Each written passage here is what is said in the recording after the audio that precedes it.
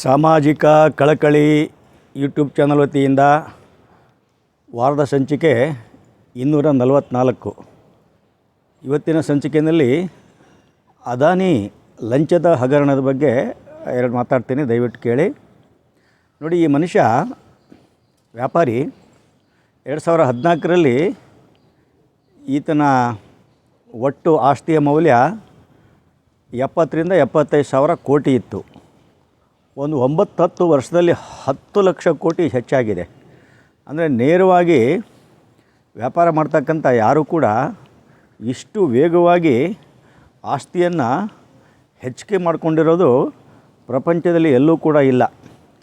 ಈ ಅಡ್ಡದಾರಿ ಹಿಡಿಯಲಿಕ್ಕೆ ಅನೇಕ ರಾಜಕೀಯ ಪಕ್ಷಗಳು, ಅಧಿಕಾರಿಗಳು ಇವರಿಗೆ ಸಹಾಯವನ್ನು ಮಾಡಿದ್ದಾರೆ. ಈಗ ವರ್ತಮಾನದಲ್ಲಿ ನರೇಂದ್ರ ಮೋದಿ ಮತ್ತು ಅಮಿತ್ ಶಾ ಸಹಾಯದಿಂದ ಈ ಮನುಷ್ಯ ಭಾಳ ಪ್ರಭಾವಶಾಲಿ ಆಗಿಬಿಟ್ಟು ಮಹಾರಾಷ್ಟ್ರದ ಸರ್ಕಾರವನ್ನು ಯಾರು ಮಾಡಬೇಕು, ಯಾರು ಮಾಡಬಾರ್ದು ಅಂತಕ್ಕಂಥ ತೀರ್ಮಾನವನ್ನು ಕೂಡ ಈತ ತಗೊಳ್ತಾನೆ. ಹಾಗೆಯೇ ಈಗ ಸದ್ಯಕ್ಕೆ ಆಡಳಿತ ಪಕ್ಷದ ಮೇಲೆ ಭಾಳ ವಿಶೇಷವಾಗಿರ್ತಕ್ಕಂಥ ರಾಜಕೀಯ ಪ್ರಭಾವವನ್ನು, ವ್ಯಾಪಾರಿ ಪ್ರಭಾವವನ್ನು ಬೀರ್ತಕ್ಕಂಥ ಮನುಷ್ಯ. ಈಗ ಅಮೇರಿಕದಲ್ಲಿ ಸುಮಾರು 300 ಕೋಟಿಗೂ ಹೆಚ್ಚು ಇನ್ವೆಸ್ಟ್ಮೆಂಟಿಗೆ ಹಣವನ್ನು ಸಂಗ್ರಹಿಸಿಬಿಟ್ಟು ಭಾರತ ಮತ್ತು ವಿವಿಧ ದೇಶದಲ್ಲಿ ಇನ್ವೆಸ್ಟ್ಮೆಂಟನ್ನು ಮಾಡಲಿಕ್ಕೆ, ವಿಶೇಷವಾಗಿ ಸೋಲಾರ್ ಎನರ್ಜಿ ಪ್ರಾಜೆಕ್ಟ್ನಲ್ಲಿ ಮಾಡಲಿಕ್ಕೆ ಲಂಚವನ್ನು ಕೊಟ್ಟಿದ್ದಾನೆ ಅಂತಕ್ಕಂಥ ಒಂದು ಅಲಿಗೇಷನ್ನು ಅಮೇರಿಕದ ಫೆಡರಲ್ ಕೋರ್ಟ್ನಲ್ಲಿ ಚಾರ್ಜಸ್ ಫ್ರೇಮ್ ಆಗಿಬಿಟ್ಟು ಈತನಿಗೆ ವಾರೆಂಟು ಕೂಡ ಇಶ್ಯೂ ಆಗಿದೆ.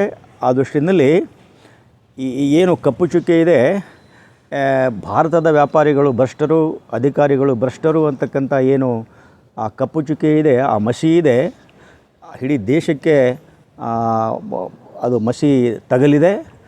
ಫ್ರಾನ್ಸ್ ಇರ್ಬೋದು, ಬಾಂಗ್ಲಾ ಇರ್ಬೋದು, ಬೇರೆ ಬೇರೆ ದೇಶಗಳು ಈತನ ಪ್ರಾಜೆಕ್ಟ್ಗಳನ್ನು ಕ್ಯಾನ್ಸಲ್ ಮಾಡಿದ್ದಾವೆ ಅಥವಾ ಪುನರ್ವಿಮರ್ಶೆ ಮಾಡ್ತಾ ಇದ್ದಾವೆ. ಈ ದೃಷ್ಟಿಯಲ್ಲಿ ಈಗ ನಿನ್ನೆಯಿಂದ ಪಾರ್ಲಿಮೆಂಟ್ ಸೆಷನ್ನು ನಡೀತಾ ಇದೆ.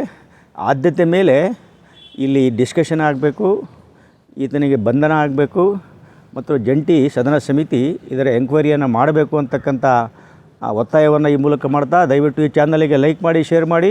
ಪುನಃ ಮುಂದಿನ ವಾರ ಹೊಸ ಸಂಚಿಕೆಯೊಂದಿಗೆ ಬರ್ತಾಯಿದ್ದೀನಿ. ಎಲ್ಲರಿಗೂ ಧನ್ಯವಾದಗಳು.